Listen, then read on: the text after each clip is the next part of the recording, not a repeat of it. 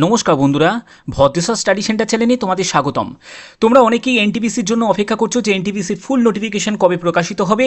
তো আজকের ভিডিওর মাধ্যমে তোমাদের একদম লেটেস্ট একটি আপডেট দেবো এনটিপিসি রিগার্ডিং। তার সাথে সাথে তোমাদের এনটিপিসি নিয়ে তোমাদের যে কতগুলো কনফিউশন আছে, যে এখানে কোন উচ্চ মাধ্যমিক পাস যোগ্যতার জন্য 50% নাম্বার লাগবে, কোন কোন ক্যাটাগরিদের লাগবে না, গ্র্যাজুয়েশন যোগ্যতার কোন কোন পোস্টগুলোতে আবেদন করা যাবে, নতুন একটি পোস্ট কিন্তু এখানে ইনক্লুড হয়েছে, সেই পোস্ট সম্পর্কেও ডিটেলসে তোমাদের ইনফরমেশান দেব, এবং তোমাদের যে ভ্যাকেন্সি কতটা ইনক্রিজ হতে পারে সেই ব্যাপারেও একদম কমপ্লিট একটা ইনফরমেশান তোমরা এই ভিডিওর মাধ্যমে জানতে পারবে। তো তোমরা বলতে পারো যে এটা এনটিপিসি রিগার্ডিং একটা কমপ্লিট ইনফরমেশান তোমরা পেতে চলেছ। তো চলো মূল ভিডিওতে চলে যাচ্ছি। তো বন্ধুরা, আমি পিডিএফটা ওপেন করে নিয়েছি। তো government of India ministry of railway বোর্ডের তরফ থেকে যে নোটিশ তোমাদের প্রকাশিত হয়েছে, যেখানে তোমরা ভ্যাকেন্সি তোমরা অনেকেই জানো, যারা যারা জানো না তাদের উদ্দেশ্যে আগে বলে দিচ্ছি। দেখো, এখানে তোমাদের অ্যাকাউন্টস ক্লার্ক কাম টাইপিস্ট, যেগুলো নন সেফটি ক্যাটাগরি, তোমরা এই যে পোস্টগুলো দেখতে পাচ্ছ, এখানে তোমাদের এই শূন্যপদ আছে, যেখানে তোমাদের অ্যাকাউন্টস ক্লার্ক কাম টাইপিস্টের জন্য 361, তারপরে কমার্শিয়াল কাম টিকিট ক্লার্ক, এটা কিন্তু সিসিটিসি, যেটা তোমাদের টিসি পোস্ট আছে, সেখানে তোমাদের 1985, জুনিয়র ক্লার্ক কাম টাইপিস্টে 990টি মতো শূন্যপদ, ট্রেন্স ক্লার্কের জন্য 68 মতো শূন্যপদ, এখানে 3404টি মতো শূন্যপদ। এর পরবর্তী যে পোস্টগুলো সেগুলো কিন্তু সবই কিন্তু গ্র্যাজুয়েশন লেভেলের পোস্ট, অর্থাৎ এগুলো হচ্ছে তোমাদের গ্র্যাজুয়েশন লেভেলের পোস্ট, যেগুলো তোমরা তার মধ্যে তোমরা দুটো পোস্ট দেখতে পাচ্ছ সেফটি ক্যাটাগরি। এখানে তোমাদের সেফটি ক্যাটাগরি হচ্ছে গুডস ট্রেন ম্যানেজার এবং স্টেশন মাস্টার। তো এবার দেখো, তোমাদের এই যে এতগুলো যে তোমরা যে পোস্টগুলো তোমরা দেখতে পাচ্ছ, এই পোস্টের মধ্যে কিছু পোস্ট কিন্তু বাদ দিয়ে দেওয়া হয়েছে, এবং তোমাদের তার মধ্যে যে পোস্টটাকে নতুন তোমাদের ইনক্লুড করা হয়েছে সেটা হচ্ছে এই chief commercial cum ticket supervisor. ঠিক আছে, এই পোস্টটাকে কিন্তু নতুন ইনক্লুড করা হয়েছে, যেখানে তোমাদের নন সেফটি ক্যাটাগরির মধ্যে পড়ছে, এবং 1737টি মতো শূন্যপদ আছে। সবথেকে বেশি গ্র্যাজুয়েট লেভেলে কিন্তু 2684টি মতো শূন্যপদ আছে গুডস ট্রেন ম্যানেজারের জন্য, এবং যারা উচ্চ মাধ্যমিক যোগ্যতার যে পোস্টগুলোর মধ্যে সবথেকে বেশি যে ভ্যাকেন্সি আছে সেটা হচ্ছে 1985 সিসিটিসিতে। তো এবার দেখো, তোমাদের একটা কনফিউশন ছিল, আমি অনেকের কমেন্ট রিড করি, সেখানে আমি দেখেছি যে স্যার সেফটি ক্যাটাগরিটা কি আর নন সেফটি ক্যাটাগরিটা কি। ঠিক আছে, তো আজকের এই ভিডিওটা দেখার পরে তোমাদের কিন্তু সেই কনফিউশনটা দূর হয়ে যাবে। দেখো, সেফটি ক্যাটাগরি হচ্ছে যারা যাত্রী সুরক্ষার দিকে যাদের নজর দিতে হয়, যাদের ওপর কিন্তু কাজের প্রেশার থাকে, তাদের কিন্তু অফিসিয়াল টাইপের কোনো ওয়ার্ক করলে চলে না, এক স্থান থেকে অন্য স্থানে কিন্তু ট্র্যাভেলের কাজও কিন্তু করতে হয়। তো এবং অপারেশন ডিপার্টমেন্টের আন্ডারে তাদের কিন্তু কাজ করতে হয়, যেমন হচ্ছে তোমাদের ধরো এএলপি ধরো, ঠিক আছে, তারা যাত্রী সুরক্ষার দিকে নজর রাখতে হবে। তারপরে গুডস গার্ড আছে, কারণ এলপি থেকে গুডস গার্ড থেকে এরা যদি ঠিকমতো যদি পরিষেবা না দেয়, তাহলে সেক্ষেত্রে বড় সড়ো কিন্তু একটা অ্যাক্সিডেন্ট কিন্তু ঘটতে পারে।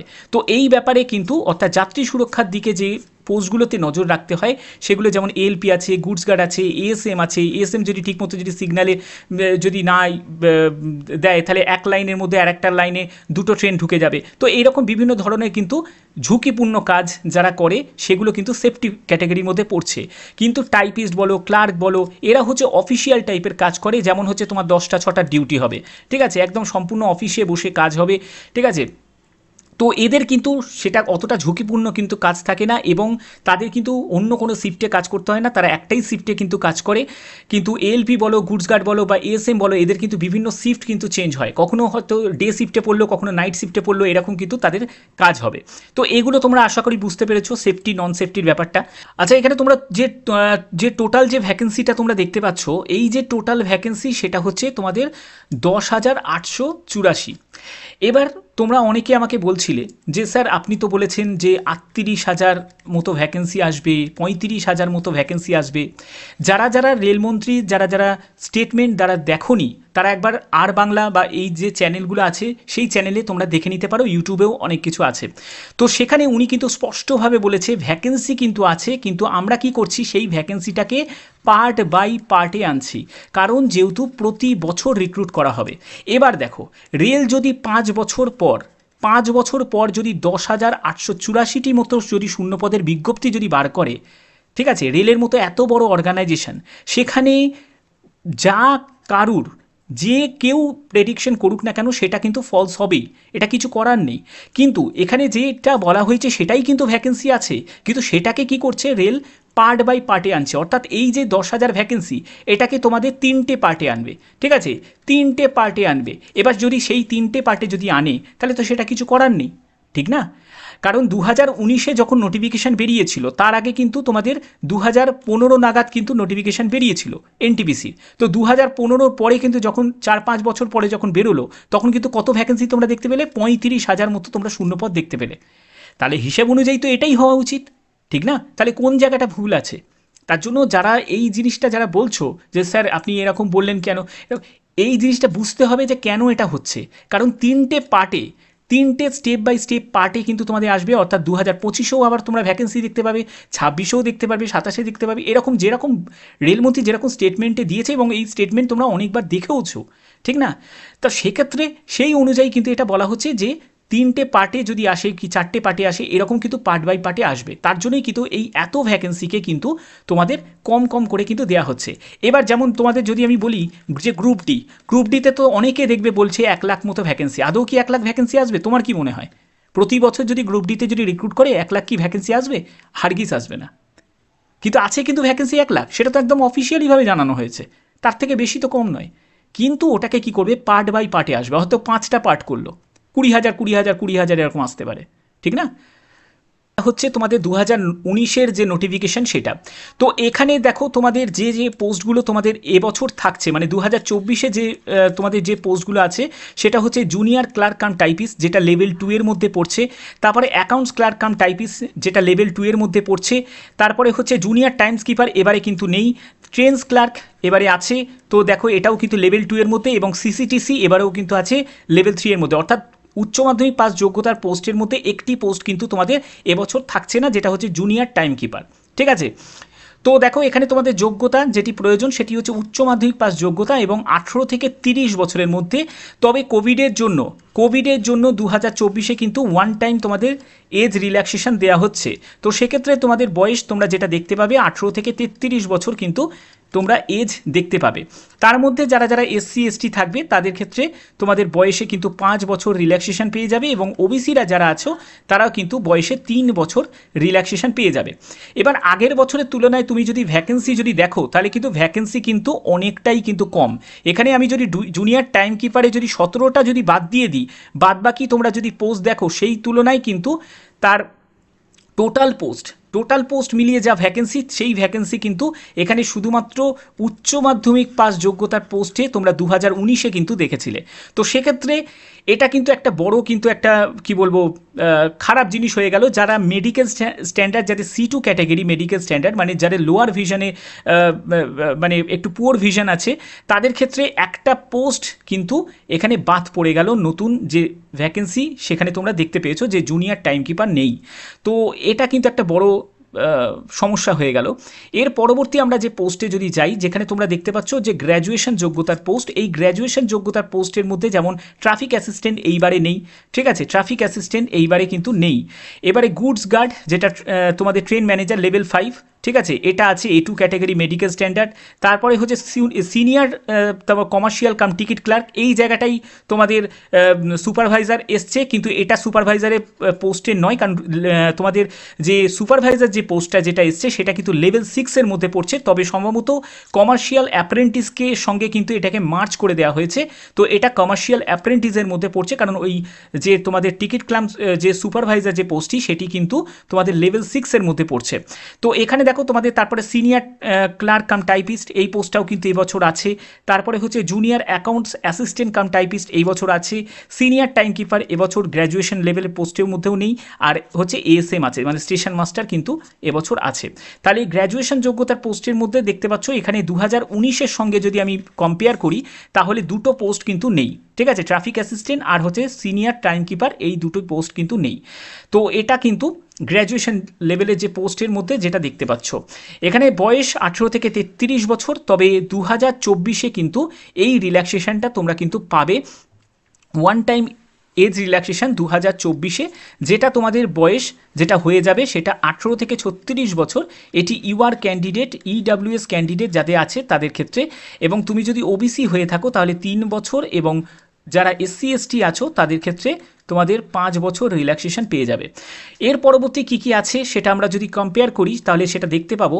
তো দেখতে পাচ্ছ এখানে A2 category post, A3 category, B2 category, C2 category post আছে। যাদের চোখের সমস্যা আছে তারা C2 ক্যাটাগরি যে মেডিকেল স্ট্যান্ডার্ডের যে পোস্টগুলো সেগুলোকে প্রথমের দিকে সাজাবে।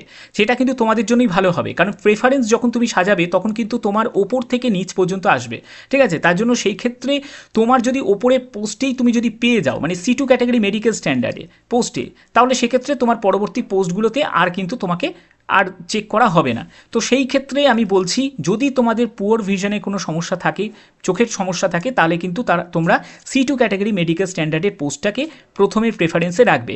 যেখানে তোমরা দেখতে পাচ্ছ 6-12 একটি চোখে, এবং একটি চোখে যদি তোমার দৃষ্টিশক্তি নাও থাকে তাহলেও কিন্তু তোমরা এই C2 ক্যাটাগরি পোস্টগুলোতে আবেদন করতে পারবে, উইথ অর উইদাউট গ্লাস। এবং চোখের চশমার যে পাওয়ারের যে লেন্সের যে ডায়োপ্টার সেগুলো কিন্তু এখানে মাপ দেয়া নেই, অর্থাৎ যত মোটাই চশমার কাঁচ হোক না কেন কোনো অসুবিধা কিন্তু নেই। নিয়ার ভিশনের ক্ষেত্রে দেখো 0.6, এবং উইথ অর উইদাউট গ্লাস এখানে কিন্তু অন্য কোনো বাইনোকুলার ভিশন, ফিল্ড ভিশন এইসব কোনো টেস্ট কিন্তু হবে না। এরপরে বাদবাকি যে পোস্টগুলো দেখতে পাচ্ছ যেগুলো তোমাদের সিসিটিসির মধ্যে পড়ছে, ঠিক আছে, যেমন হচ্ছে তোমাদের এই যে টিকিট ক্লার্ক আছে, ট্রেন্স ক্লার্ক আছে, এগুলো যেগুলো তোমাদের আছে, ঠিক আছে, সিসিটিসি আছে। তো এই সিসিটিসি পোস্টটা কিন্তু B2 ক্যাটাগরির মধ্যে পড়ছে। তারপরে যে সুপারভাইজার বলে যে নতুন একটা পোস্ট যে মানে ইনক্লুড হয়েছে এই বছর, তো সেই পোস্টটাও কিন্তু B2 ক্যাটাগরির মধ্যে পড়ছে। এখানেও কিন্তু 6-9, 6-12 হতে হবে, উইথ অর উইদাউট গ্লাস, অর্থাৎ চোখে চশমা পরে অথবা না পরে, কিন্তু চোখের চশমার যে পাওয়ার অফ লেন্স সেটা কিন্তু 4 ডায়োপ্টারের বেশি কিন্তু হলে হবে না। এরপরে হচ্ছে তোমাকে near vision 0.6 with or without glass, এবং তোমাদের যেটা বলছে ফিল্ড ভিশন, বাইনোকুলার ভিশন কিন্তু এখানে টেস্ট হবে। এরপরে হচ্ছে A3 ক্যাটাগরি মেডিকেল স্ট্যান্ডার্ড। আমি দেখে নিই A3 ক্যাটাগরি মেডিকেল স্ট্যান্ডার্ডের পোস্ট এবছর আছে নাকি। তো A3 ক্যাটাগরি মেডিকেল স্ট্যান্ডার্ডের পোস্ট এবছর, A3 ক্যাটাগরি মেডিকেল স্ট্যান্ডার্ডের পোস্ট ট্রেন্স ক্লার্ক হচ্ছে A3 ক্যাটাগরি মেডিকেল স্ট্যান্ডার্ড। তো ট্রেন্স ক্লার্কের জন্য কিন্তু এবছর আছে। তো সেক্ষেত্রে তোমাদের মেডিকেল স্ট্যান্ডার্ডটা কী প্রয়োজন সেটা দেখো। A3 ক্যাটাগরি, তো এখানে তোমাদের 6-9 হতে হবে, তাহলে কিন্তু তুমি ট্রেন্স ক্লার্কের জন্য আবেদন করতে পারবে, ট্রেন্স ক্লার্কের জন্য। ওকে, এখানে দেখো উইথ অর উইদাউট গ্লাসেস, এখানে 4 ডায়োপ্টারের বেশি কিন্তু পাওয়ার অফ লেন্স হলে কিন্তু হবে না। 0.6 with or without glasses, colour vision test, binocular vision test, তারপরে night vision test, myopic vision test, এইসব ভিশন টেস্টগুলো কিন্তু তোমাদের হবে। এরপরে হচ্ছে সবথেকে হাইয়েস্ট যেটা এনটিপিসির মধ্যে সেটা হচ্ছে A2 ক্যাটাগরি মেডিকেল স্ট্যান্ডার্ড। তো এবার দেখো যে A2 ক্যাটাগরি মেডিকেল স্ট্যান্ডার্ডের পোস্টগুলো কোনগুলো। তো A2 ক্যাটাগরি মেডিকেল স্ট্যান্ডার্ডে পোস্ট হচ্ছে, এখানে তোমরা দেখতে পাচ্ছ যে গ্র্যাজুয়েশন যোগ্যতা যেমন হচ্ছে গুডস গার্ড আছে A2 category medical standard, station master A2 category medical standard, আর এখানে A2 ক্যাটাগরি মেডিকেল স্ট্যান্ডার্ড নেই। তো গ্র্যাজুয়েশন যোগ্যতার মধ্যে হচ্ছে গুডস গার্ড আর ASM, সেটাই কিন্তু শুধুমাত্র A2 ক্যাটাগরি মেডিকেল স্ট্যান্ডার্ড। তো A2 ক্যাটাগরি মেডিকেল স্ট্যান্ডার্ডের মধ্যে 6-9 থাকতে হবে, উইদাউট গ্লাস, অর্থাৎ চোখে যাদের চশমা আছে তারা কিন্তু গুডস গার্ড আর ASM এর জন্য কিন্তু আবেদন করতে পারবে না। এই জায়গাটা ক্লিয়ার হয়ে গেল। তো এখানে দেখো নো ফগিং টেস্ট, কোনো ফগিং টেস্ট কিন্তু হবে না, কারণ ফগিং টেস্ট শুধুমাত্র এলপির জন্য হয়। এখানে দেখো নিয়ার ভিশন টেস্ট হবে 0.6 উইদাউট গ্লাস, অর্থাৎ এখানে চোখে চশমা থাকলে কিন্তু তোমরা গুডস গার্ড ASM এর জন্য আবেদন করতে পারবে না। এবং দেখো এখানে তোমাদের colour vision, binocular vision, night vision, myopic vision, এইসব কিন্তু তোমাদের টেস্টগুলো কিন্তু হবে। যেটা প্রশ্ন ছিল সেই ব্যাপারটা তোমাদের কাছে ক্লিয়ার করি, সেটা হচ্ছে যে তোমরা অনেকেই আমাকে বলছিলে যে স্যার আমার এজ 2003, কেউ বলছে 2006 সালে। তো এই রকম দেখো, আমি একটা কথা তোমাদের বলে রাখি যে এজটা কত তারিখ থেকে ক্যালকুলেট হবে সেটা কিন্তু আমরা যেই থেকে আমরা আন্দাজ করতে পেরেছি। কারণ তোমরা যেই যদি নোটিফিকেশানটা দেখো, যেই কিন্তু যে এজ ক্যালকুলেট করেছে 1/1/2025 হিসাবে, ঠিক আছে, 1/1/2025 হিসাবে ক্যালকুলেট করেছে।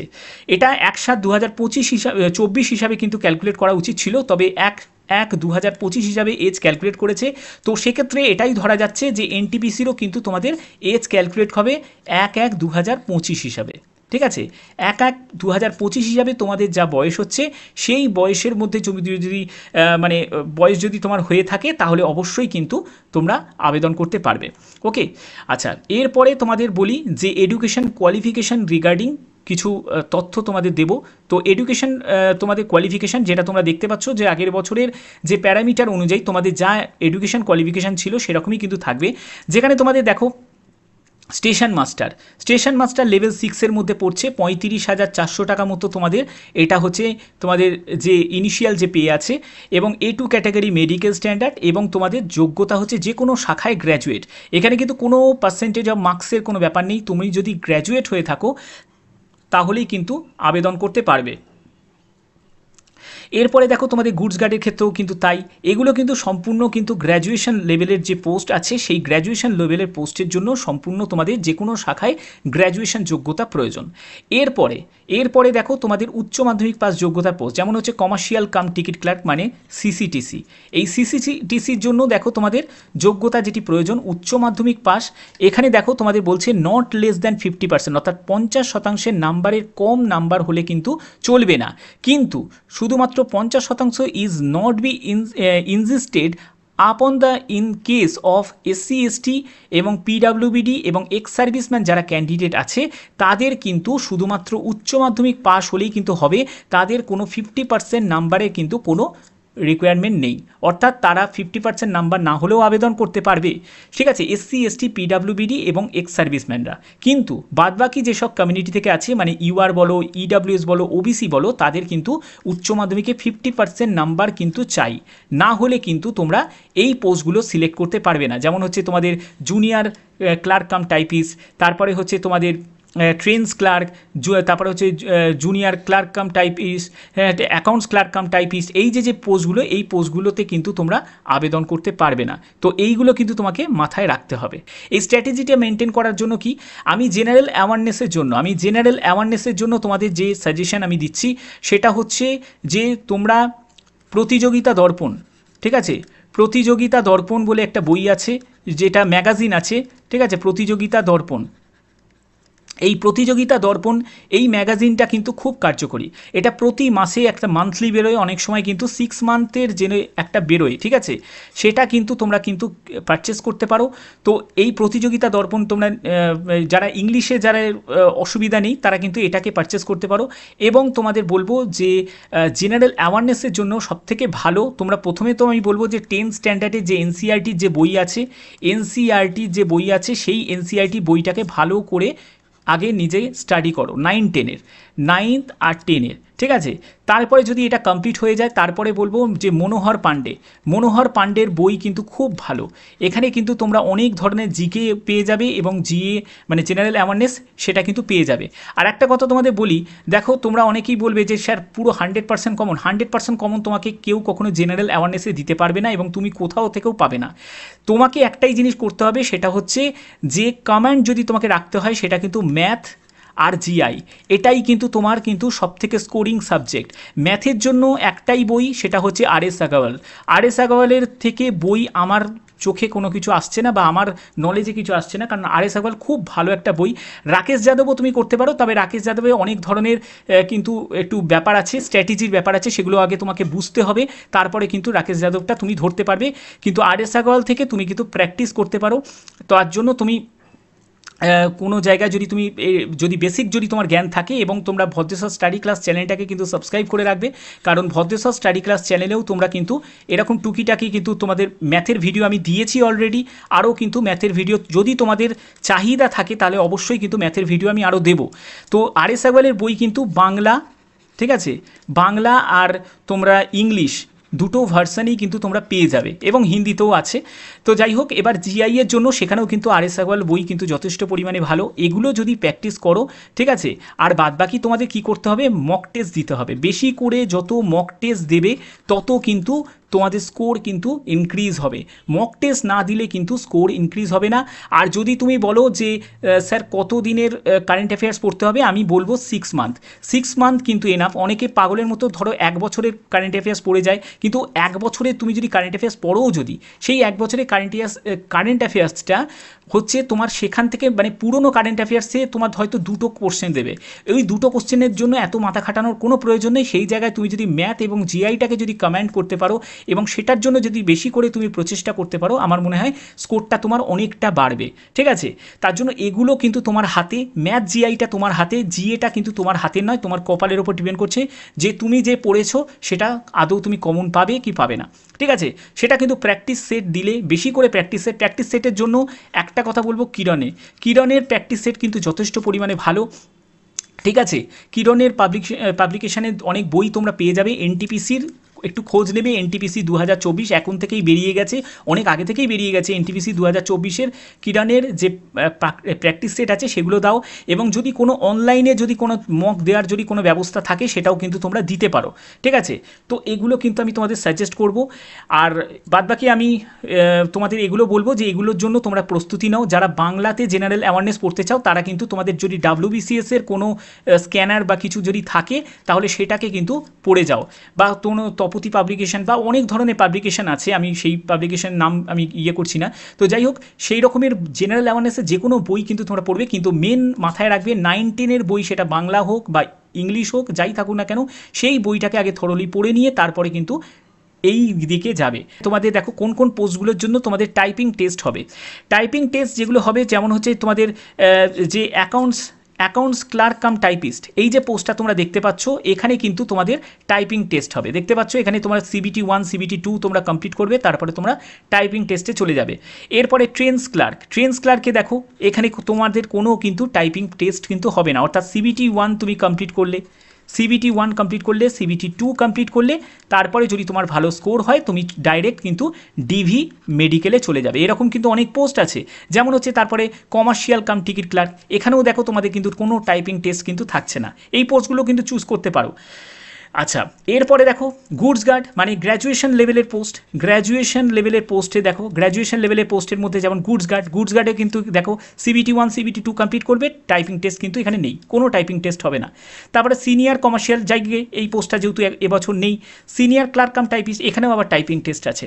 তারপরে junior accounts assistant cum typist, এখানেও আবার টাইপিং টেস্ট আছে। স্টেশন মাস্টার, এখানে কিন্তু কোনো টাইপিং টেস্ট নেই, কিন্তু অ্যাপটিটিউড টেস্ট কিন্তু বসতে হবে তোমাকে। ঠিক আছে, তো এই হচ্ছে তোমাদের সম্পূর্ণ ব্যাপারটা থাকবে। আর তোমাদের কমার্শিয়াল সুপারভাইজার সম্ভবত সেখানেও কিন্তু তোমাদের টাইপিং টেস্ট কিন্তু থাকবে না। যেখানে আবেদন করবে যে কোনো একটি জোনে কিন্তু তোমাদের আবেদন করতে হবে। আর ভ্যাকেন্সির তোমাদের যে ফুল নোটিফিকেশান কবে প্রকাশিত হবে সেই ব্যাপারটাও তোমাদের বলি, যে ফুল নোটিফিকেশান তোমরা যেটা দেখতে পাবে তার আগে কিন্তু তোমরা একটা ইনডেন্টিভ নোটিফিকেশান দেখতে পাবে। ঠিক আছে, ইনডেন্টিভ নোটিফিকেশান দেখতে পাবে। তো এই ইনডেন্টিভ নোটিফিকেশান যেটা তোমাদের এমপ্লয়মেন্ট নিউজ থেকে প্রকাশিত হয়, যেখানে তোমরা দেখতে পাবে একটা শর্ট নোটিফিকেশান তোমরা দেখতে পাবে। এই শর্ট নোটিফিকেশানটা বেরোনোর তোমার 10 দিনের মাথায়, 10 ডেজের মাথায় কিন্তু তোমরা ফুল নোটিফিকেশান তোমরা দেখতে পেয়ে যাবে। অর্থাৎ তোমাদের যদি সরাসরি যদি বলতে হয়, আগস্ট মান্থে তোমরা সেকেন্ড উইকে কিন্তু সবথেকে বেশি চান্স আছে তোমাদের কিন্তু আবেদন শুরু হয়ে যাওয়া, অ্যাপ্লাই স্টার্ট হয়ে যাবে, এটা কিন্তু সবথেকে বেশি পরিমাণে চান্স আছে। এবং তোমরাও কিন্তু আন্দাজ করতে পারছো, শুধু একটাই জিনিস, যখন যা হবে সেটা কিন্তু হবে, তোমরা তোমাদের যে প্রস্তুতির দিকে কিন্তু বেশি করে ফোকাস করো, কারণ এই সুযোগ কিন্তু বারবার কিন্তু আসবে না। 2025-এ আদৌ কি আসবে নাকি এই ভ্যাকেন্সি, সেটা নিয়ে কিন্তু অনেক বড় সন্দেহ আছে। তো আশা করি তোমাদের ভিডিওটা ভালো লেগেছে। যদি ভিডিওটা ভালো লেগে থাকে অতি অবশ্যই ভিডিওটাতে একটি লাইক করবে, চ্যানেলটাকে সাবস্ক্রাইব করে বেল আইকন অল করে রাখবে। তো এখনের মতো এইটুকুই, টাটা।